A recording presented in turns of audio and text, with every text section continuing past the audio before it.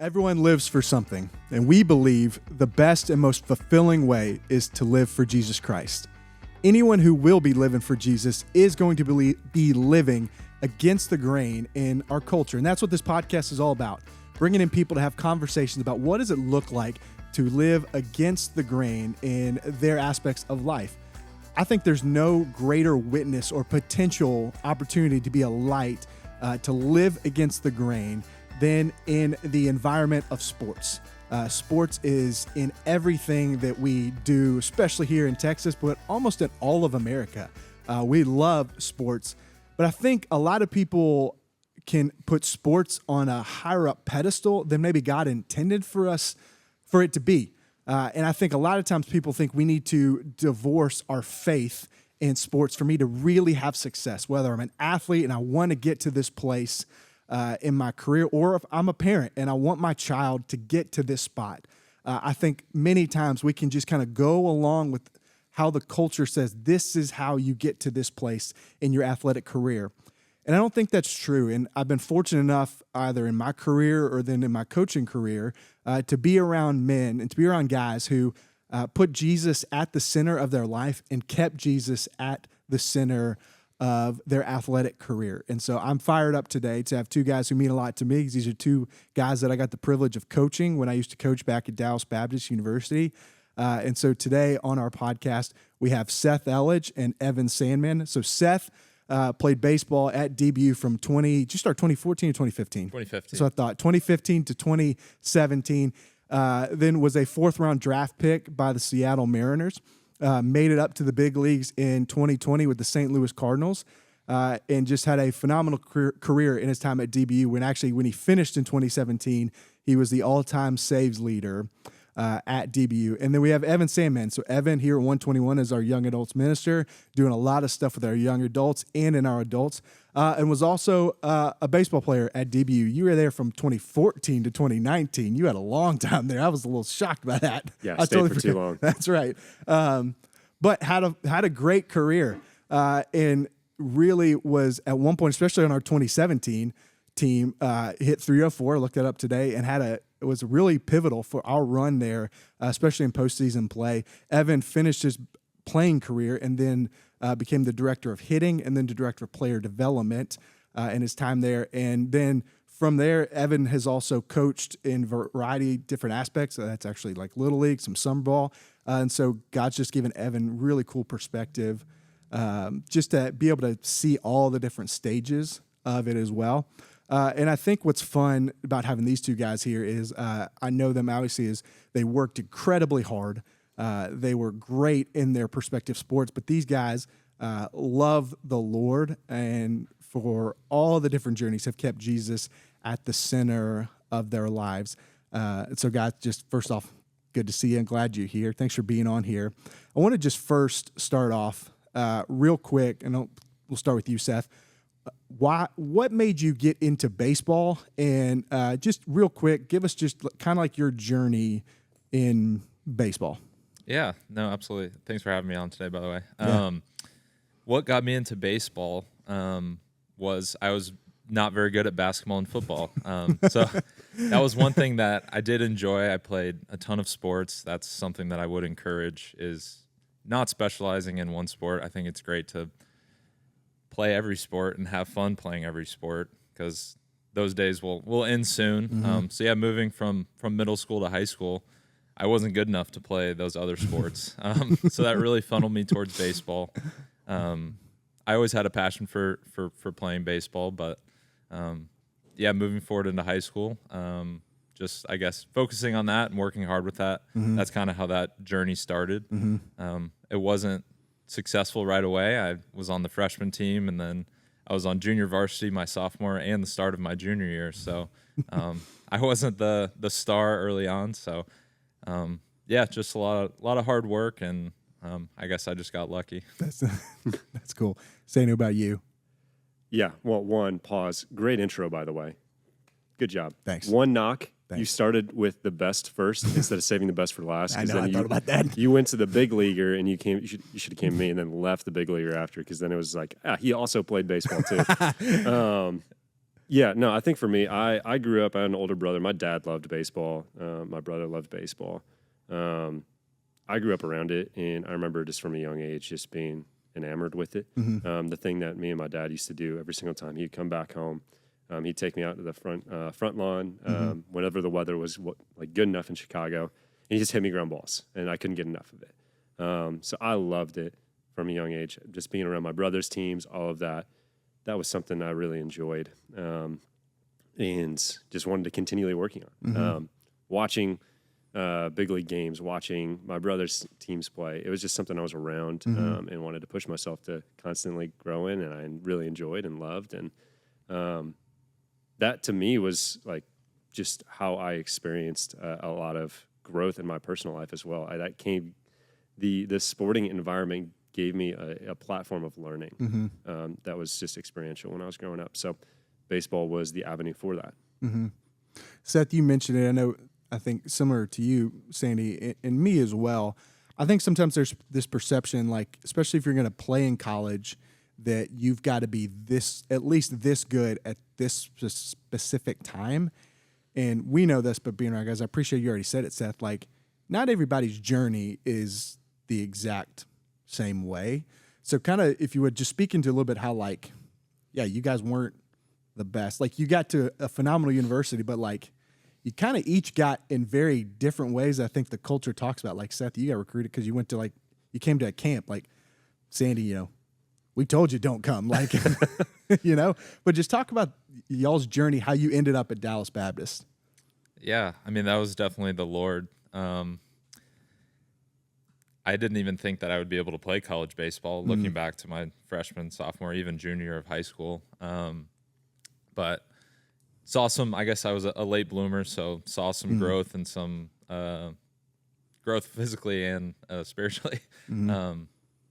But had some success, and my dad was influential in my sports life growing up. I mean, he would always, similar to Evan, throw me batting practice, hit ground balls. I grew up in Frisco. We had partial season tickets to the Frisco Rough Riders AA. Nice. So, baseball was always just a fun sport and a fun passion for me to follow and play.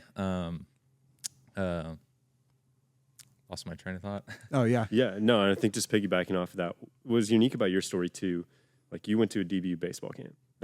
That's how you find like Coach Hefner, Wes Johnson, who's now the pitching coach, or not the pitching coach, was the pitching coach at LSU when they won the national championship, and then the Twins, and now is the head coach at Georgia. Wasn't it you doing reverse throws that he saw is like, right? Was that? Yeah. So my dad was like, let's pick a couple camps to go to, and just get your name out there. Nobody knew who I was.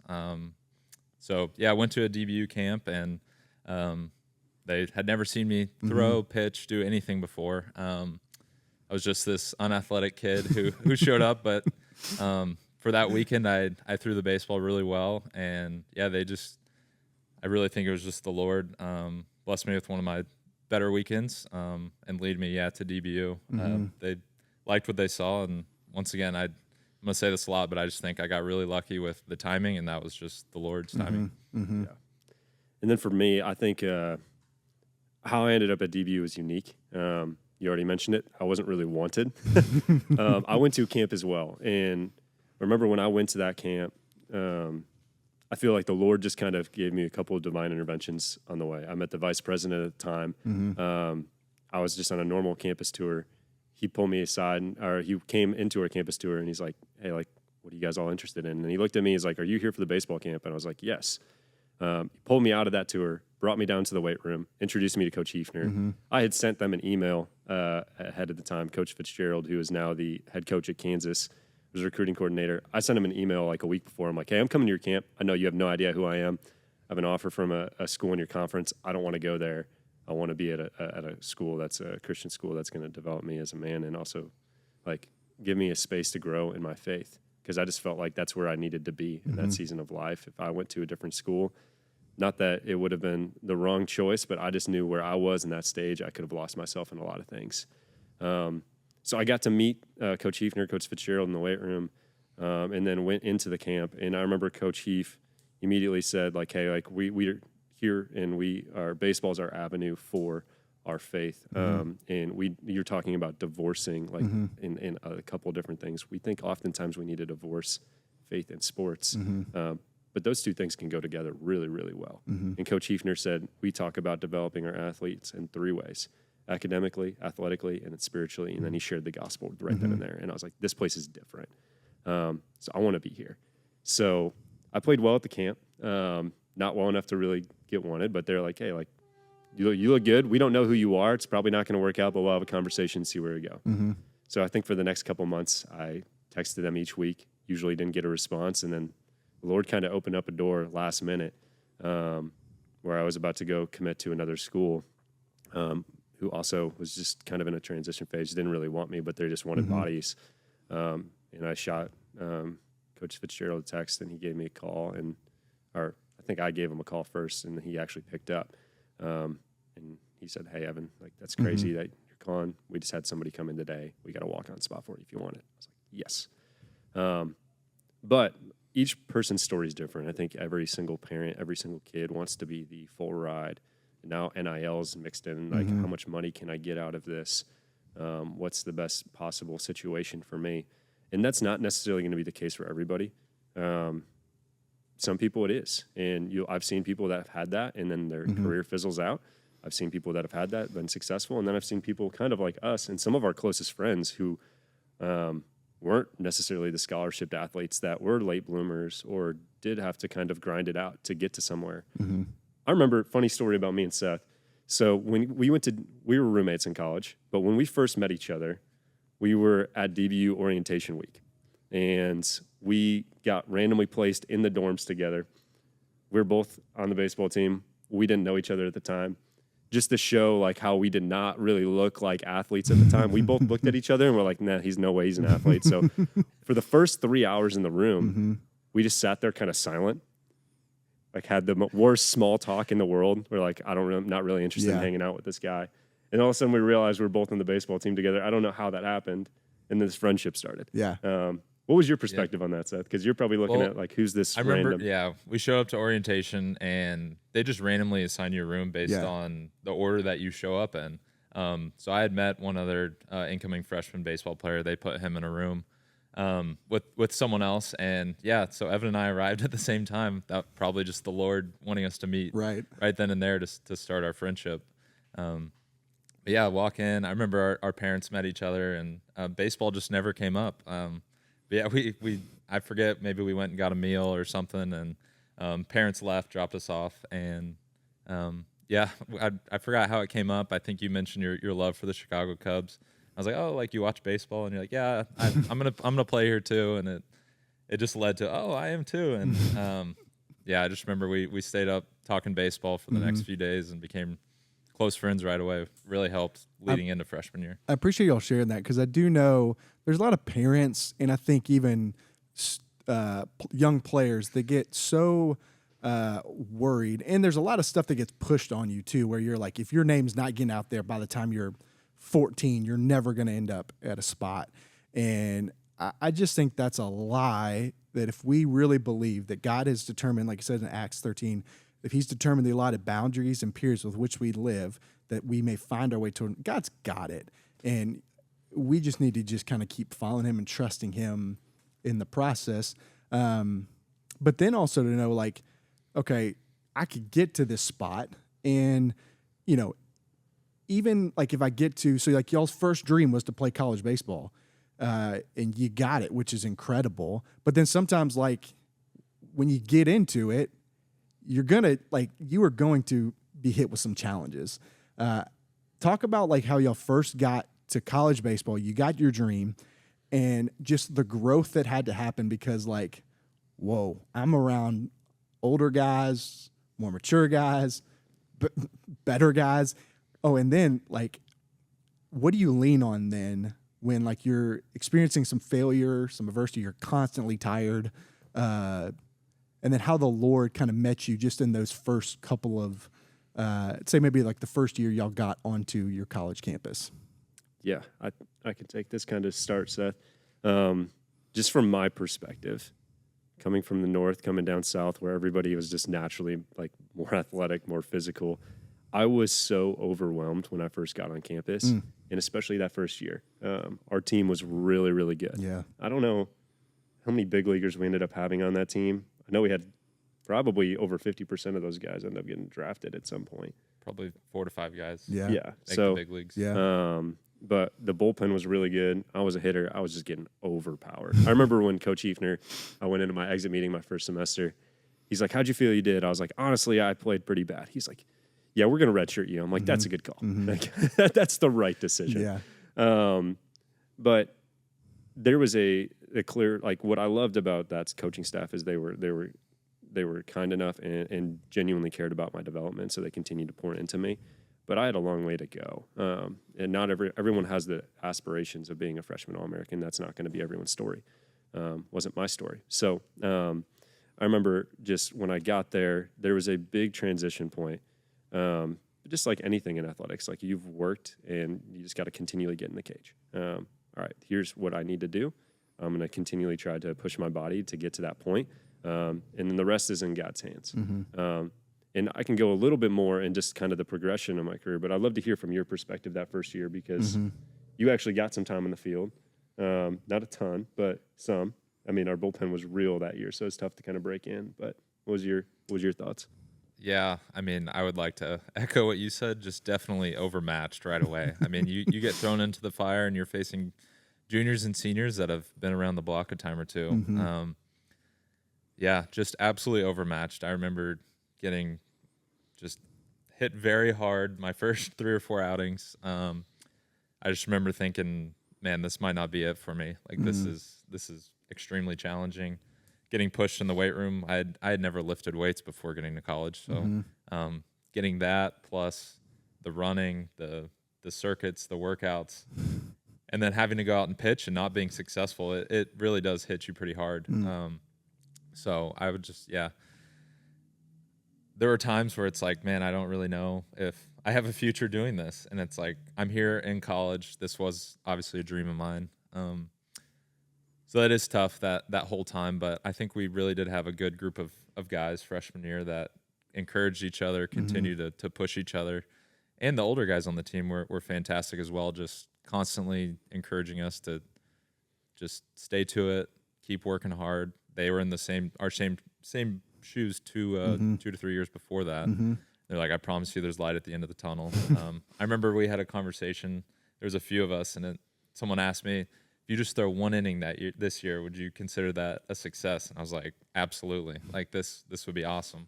So I only threw 10 innings that year, but it was just a blessing to be on that team and compete and just kind of see the growth throughout that year. But yeah, definitely overmatched at the start. Talk about y'all's journey there too, because like I think knowing y'all, that's where a lot of like your growing in your identity in Jesus started, because you're experiencing failure, right? Like, you come off of high school where you're the best players on your team and stuff like that. And so you can kind of build up your identity of like, oh, I'm this baseball guy. And then that gets rocked a bit. So where do you go there? You mentioned it. You had a good group of guys. And I'm just thankful that you guys had a good group of guys to just remind yourself, wait a second, hold on. My identity's in Christ first. So talk about just like that foundation as you started kind of experiencing some struggles there to start. Yeah. I think one of the things I think of just in any sports, ego can be such a big thing. And I think when anybody steps into college sports, they're typically, like you said, they're the best guy in their high school team. Well, every single person that's in the college game, it was the best guy. Now you're playing with a bunch of the best guys. Somebody's going to be the worst guy now. That was me. Like I quickly became the worst guy. And luckily for me at DBU, and there was a component of faith where I actually got to get discipled by our coaches, by older guys on the team, and really just showing me how to like live that out practically, especially in sport. Where I grew up in Chicago, I think there was one other believer on my team, and I had just never been around that, so I'd never seen it. So it was really, really cool in that space to actually, okay, what does this look like now? Like where these two things are incorporated, because they're not separated. in anything I do. If I look at Colossians 3:23, like whatever you do, work at it as working for the Lord. Work heartily at it as working for the Lord, not for men. Right. So when we think through that, how do I do that in the athletic space? How do I do that in baseball? And thankfully, Coach Eifner and the rest of the coaching staff really led that out well, to be able to see just like, all right, with my position, I want to be the guy in the field. I'm not. What is my form of worship right now in the way that I'm working? Okay, well, I have this amount of time in the cage that's designated at practice where I can really get after it, and then I'm going to come back later at night and get after it there with whatever the feedback the coaches give me. Early on in my career, I did that a lot more. Towards the back half, you start to see that weighing down because you're either on the field and you have a little bit more time there, or you're trying to maintain just a couple of different things. But you start to see just this process of, all right, looking through the lens of how do I use this as worship? How do I get better at my craft, just as if I was working a normal job later in life? Like, how do I continually grow in the craft that I've been given and called to? So when I think through that, like specifically with athletics, that journey that I had, it was 3 years of really not getting a chance until that back half of the third year. And that was a long, long road. And it took some time. But I think of that passage in Proverbs 16:9, a man plans his path, but the Lord directs his steps. I can plan my path. I knew what I wanted and what I was going after, and what I felt the Lord calling me to do. But it took time to get there. And there's two modes that I can have. I can either sit there and just kind of wallow or complain, or I can actually work and continually see what God does and if he's going to like move in ways. And at least if I fail, I tried to max out my potential and I honored God in that. If I didn't, or if I did succeed, then awesome. But that was a little bit of a journey for me to get there. And I know each person's different. Like some guys go in and have success right away. Yeah, and that's what I'd love to hear now, because it didn't stay that way. You both ended up having success. Not only our teams continue to have success, but then you individually had success. And with that becomes a big thing that happens in sports is like pride really is so evident in there.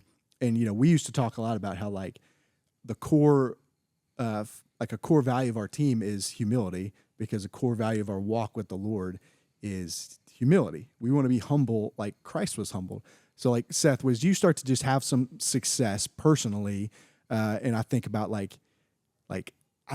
just still think it is so cool. Like when you came in, I think nobody thought this guy's going to be our guy who's like the all-time saves leader. I mean, you came in with this 3-headed dragon in 2015 of like the arms that we had, but like you start taking off. So like, how did you even like keep humility as a forefront of who you are in that time as you're having success?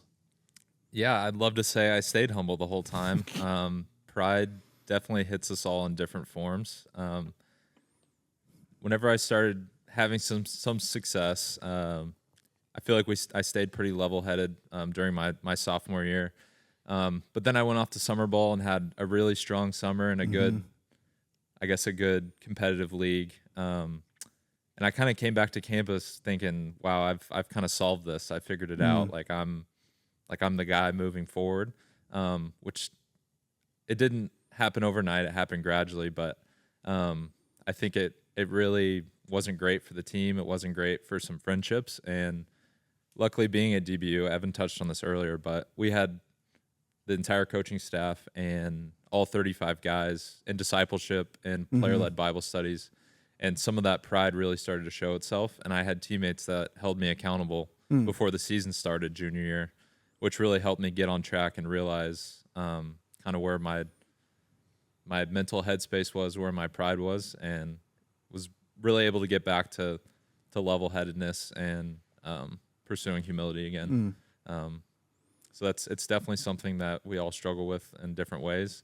And mine gradually came on over time, but I think pursuing humility and having teammates and friends that held me accountable was huge for me. I love you talked about the community aspect around that, because you guys had a special environment at DBU, but it's not like it's something that's out of the ordinary to just have a group of community surround yourself to keep you humble. I mean, that's just straight out of the community aspect of walking with other believers. You know, we used to talk about it all the time, right? Humility is not thinking less of yourself, but thinking of yourself less. Like if I'm thinking about like a young guy who's out there now, I don't know if y'all have seen this, but it just seems like everything is about how do I promote myself, my thing, make me look awesome. How is that totally different than our walk with the Lord? And I'd love to just hear both of y'all just talk about like the warning, like the warning for a young guy who thinks that's really the way to go, because like inevitably if you're constantly acting like that, we know this, and you know this because you've been there, it'll just kind of eat you alive on the inside if you're constantly just pushing yourself that way. So just talk about like the importance of humility and staying humble in your journey as an athlete. I love the fact that you talked about just the definition of humility, because that's something I struggled with when I first got to DBU. That not thinking of yourself, or not thinking less of yourself, but thinking yourself less. And then there's the two forms of pride, inferior and superior. And I think about like, oh, I can be woe is me, or I can be puffed up. And we see both in sports. As far as like the promotion and the youth in all of that, I think there's that, and I'm trying to find it. There's a proverb that talks about like not not like boosting yourself up, right? But letting somebody else and speak for you. And I wish I had it right here, but I don't. But not letting my lips be the one that's flattering. And it's weird, right? Like in the recruiting phase, you need to, hey, here's the things that I've done. Like you need to be able to put yourself out there. But is that my identity? It's not. My identity is not in my batting average or my ERA or my top velo or my spin rate on a slider or anything like that, or horizontal break, or you can go into all these different metrics. No, it's really not in all of that. So there's a balance of, in the recruiting phase, you need to put yourself out there. But the difference that I would just caution with any of this is just the ego portion.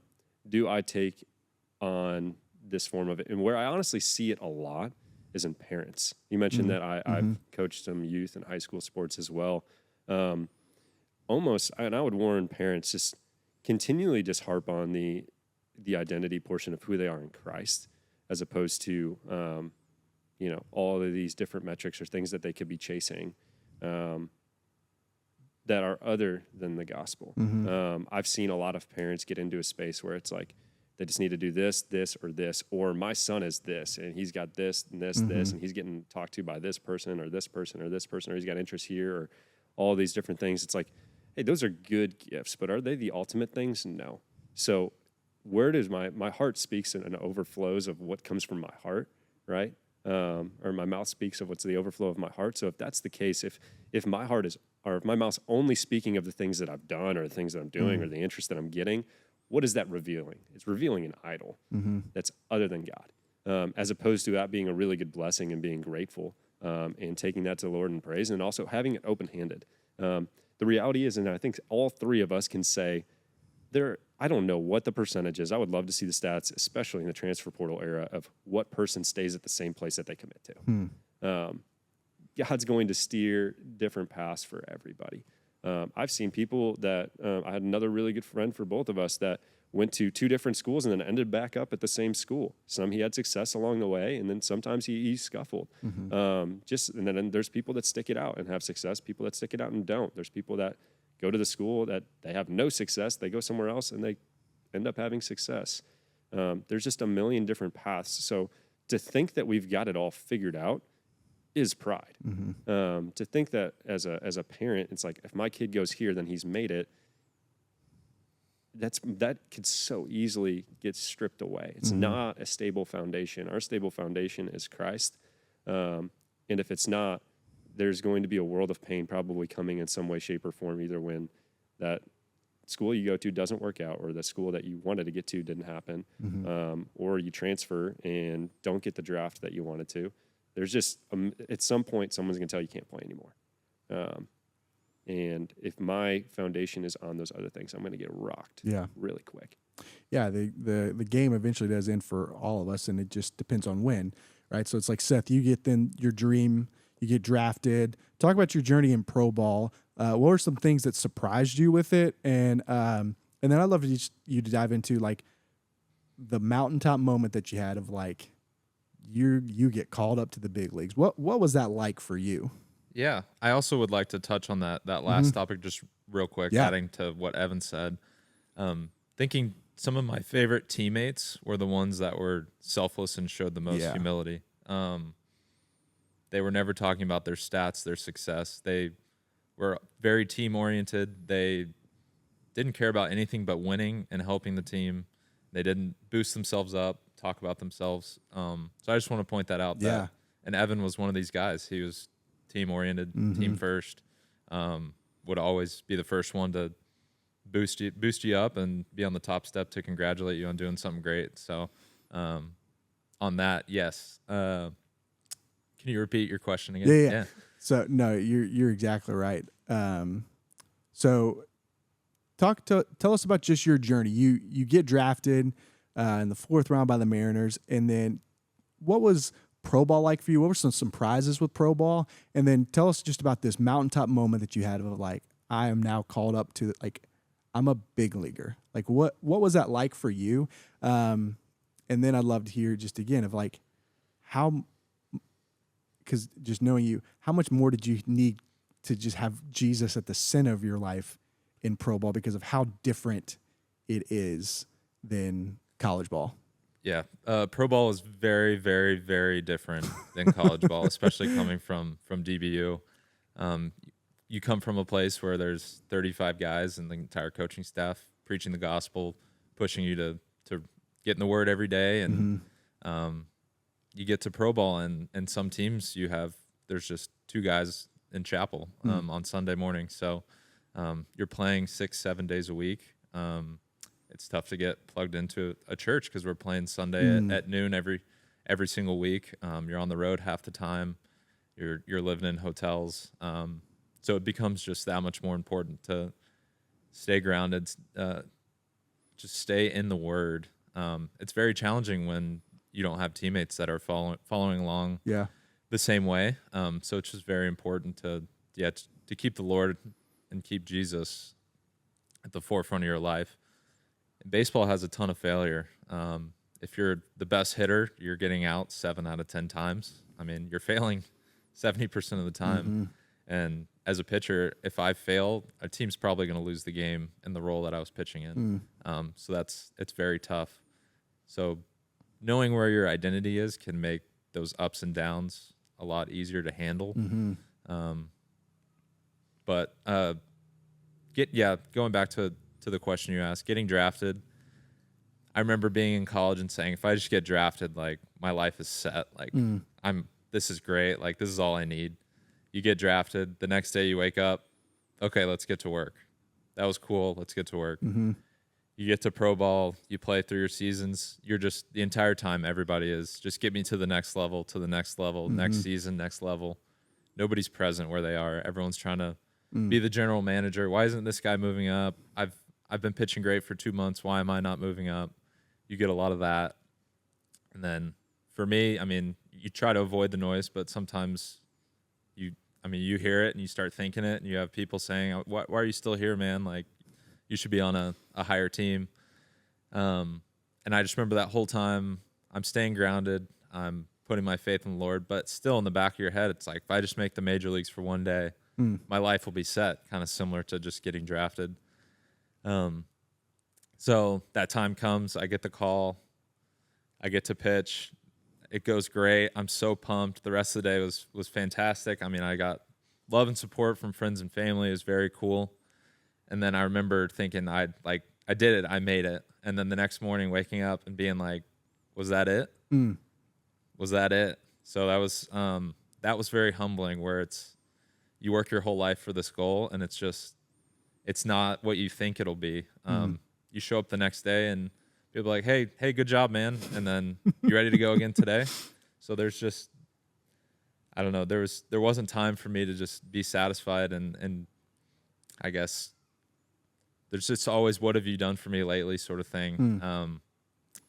But the one thing that is consistent and does fulfill is the Lord and Jesus Christ. So that would be probably the biggest thing that I learned was I reached a lifetime goal and it satisfied for maybe 8 hours. Yeah. And right. it's like I woke up the next morning and it's, man, like, was that really it? Yeah. You could totally see where guys, after they're done, and I don't even know if there's a stat out there yet. Somebody needs to do it, and they probably have, and somebody can find it and comment underneath. But when you're finished with your career, guys really can go into a depression because you have this what if the Lord's not the center of your life. And so, Evan, you experience highs of you get to play, we win a lot, and then you're done. So talk a little bit about just like how you got to even more stay on your identity after baseball. Yeah, and my mic's dropping, so I feel like I need to slouch a little bit. The identity portion after baseball is a very, very tough transition. Because I think just like you think you may be walking like well, and then when that gets stripped still, I didn't get drafted. I knew I wasn't going to get drafted. I stayed there for 5 years. My body was ready to be done. So I was like, it's going to be nice to actually get some time off. So I was mentally preparing for it, and I felt like I was walking with the Lord well. And then when it stopped, what I found was just like, okay, now what? Like, this is strange. I've got more time. What does my life look like? All these things that I've worked for, it didn't work out like necessarily the way that I thought it would end. So even when I was there, it was still a hard portion. What I found was it was very quick to, even though I was still in the Word, still going through these things, if I wasn't deeply rooted where I was dwelling in that and meditating on it day and night, then I would quickly try to find another outlet. I remember it quickly became, all right, I need to find another way to compete, which I had already golfed before. But I remember for like the first 2 months after playing, I started golfing an excessive amount and getting really, really frustrated because I had no competitive outlet. So I was like, I'm going to compete here. And I would shoot like a horrible score, which is what I am. I'm a horrible golfer, so I should expect nothing less. And I would get incredibly frustrated. And I was like, okay, what's going on in the heart here? Clearly something's not rooted deeply in God. And the sad thing that I think of is what you were mentioning. There's so many people that can go and their identity's there, and they can just dwell and live in a highlight tape or live in this kind of past world or existence, and not really actually take a step forward and just be like, all right, that was good for a season. That was a good gift from God, and now it's a different season, and He hasn't changed. God is the same yesterday, today, and forever, and I get to rest in His goodness, and now it's a new adventure, whether that is coaching or different avenues. For me, there was a little bit of a struggle point, even when I was thinking I was prepared. I know a lot of other guys that are in pro ball that just randomly get cut off and they weren't ready for it, or get an injury that they didn't see coming. And it's sad, but it just reveals how much more we need to be rooted in Christ. And again, I think it goes back to what I said earlier. Am I rooted on a stable foundation? We can take this away from sports. We can take this from anything. If my stable foundation is not Christ, I'm going to be crushed at some point. And it's going to reveal a need for Christ, whether that is a job loss, whether that is a loss of a loved one, financial struggles, or all these things we could build foundations on that can get stripped. It's no different in sports. The difference now is you got all these people clapping for you and coming to games and all these things, and you feel like you're important. And now all of a sudden, hey, no one's actually really caring. Like, I'm not important anymore. Well, no, you are. You are still made in Christ's likeness. You are still a child of God. You are still called. You are still His. You are still loved. Your foundation was never in what that fan thought of you. So I think one of those things that it's just what you have to think through is, all right, am I getting my approval from others in sports, from coaches, from teammates, from fans, or am I still getting my approval from the Lord? And that's one of those things. It's like I had a pride where, okay, I felt like I was walking with the Lord, but when it got stripped away, I was like, oh, I felt less important. That's not the case. Yeah. It's not the case.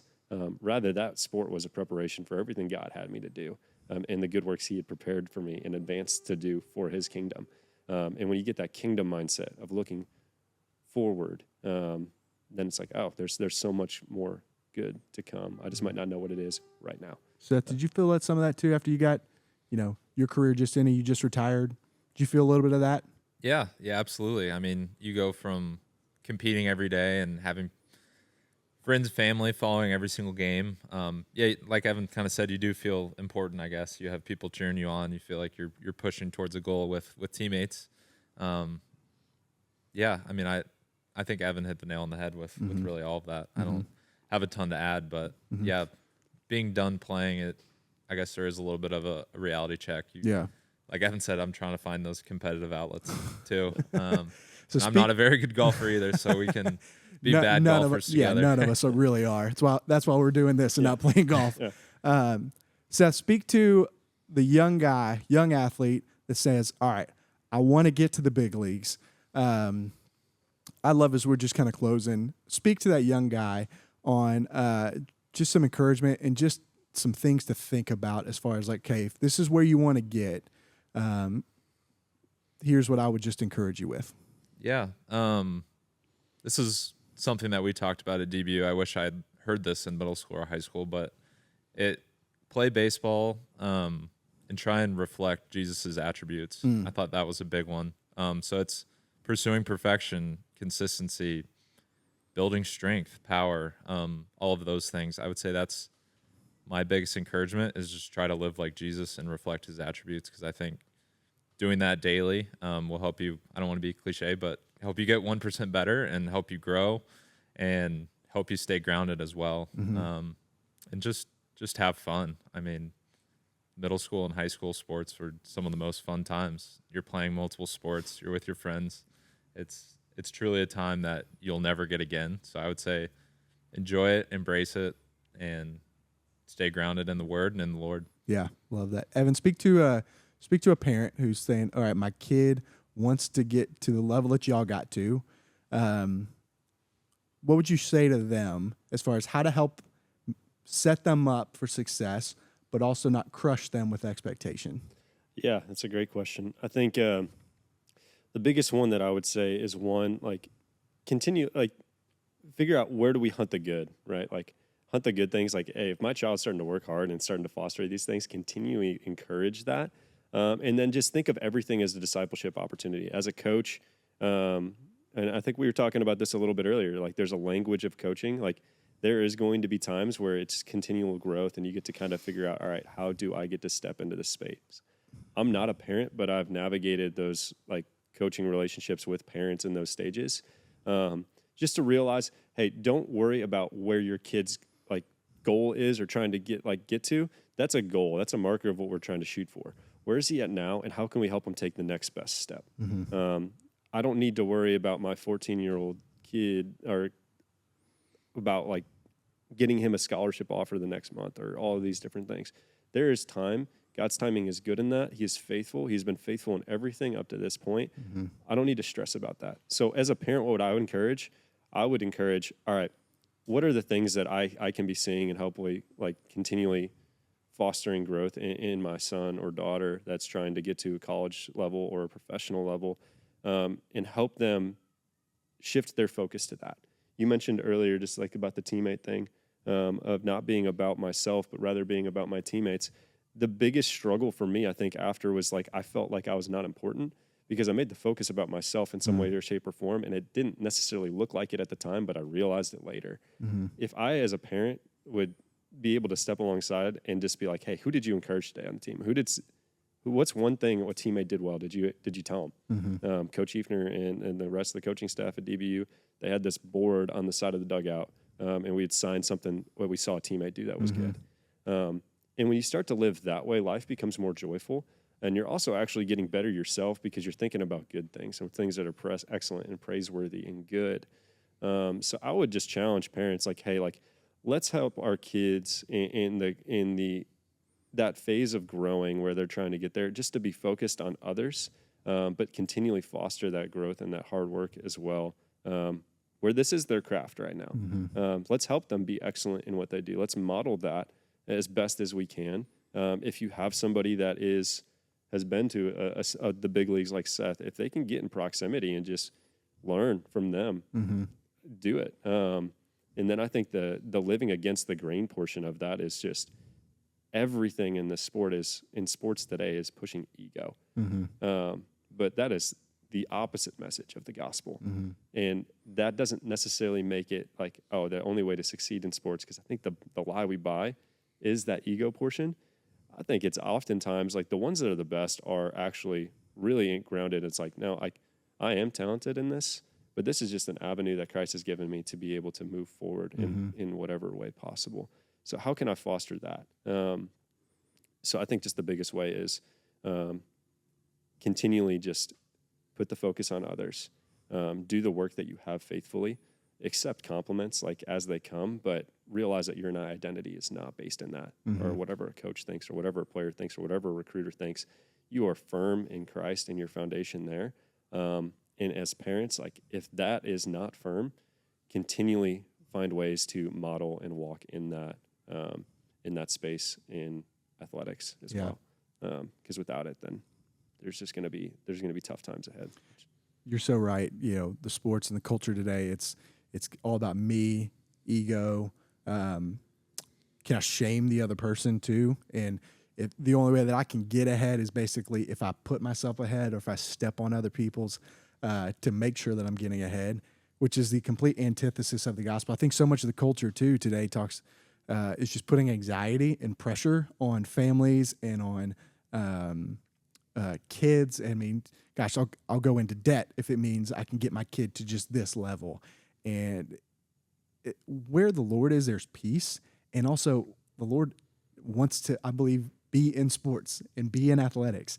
And I love that both of you guys have you modeled in your playing careers. And then I'm personally proud. I see it continue to carry on, just following whatever the Lord has for me. Whether it's I get up to the big leagues and I get a great time. I don't end up being Mariano Rivera, but that's fine. Like I'm stepping into my next assignment as a husband and future father, and saying you didn't get drafted, but had a great time, and then get to step into being a coach, and then now on staff in your next assignment of on staff at a church, and all of those things, hard work, humility, serving others, those benefit you in so many different regards. Not just in sports. And so it's like, I just love both of y'all have talked about just that those are the key foundations if we really want to live against the grain in the sports culture world. All right, last question as we wrap up. Give me your favorite baseball memory. What's your favorite one? Go first. Favorite baseball memory? We'll go 2016 conference championship game. Oh, man.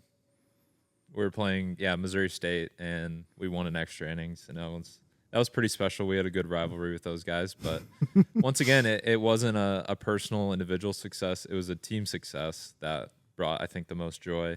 That's cool.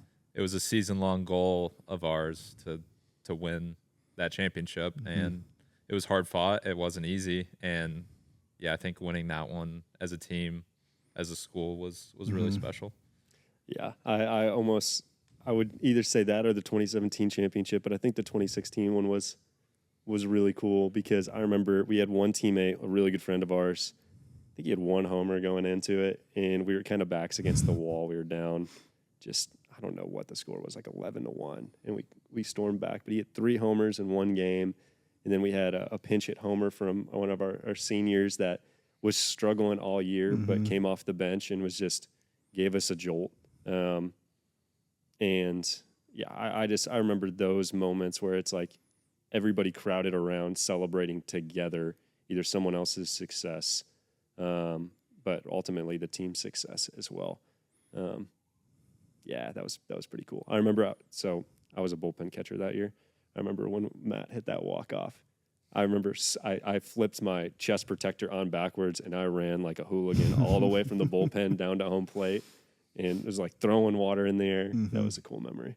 I think, just celebrating other people's successes is honestly more fun than people celebrating your own. It's just, the the team aspect and just lifting each other up, encouraging. Mm-hmm. When you have 35 guys doing that, it's pretty special. Mm-hmm.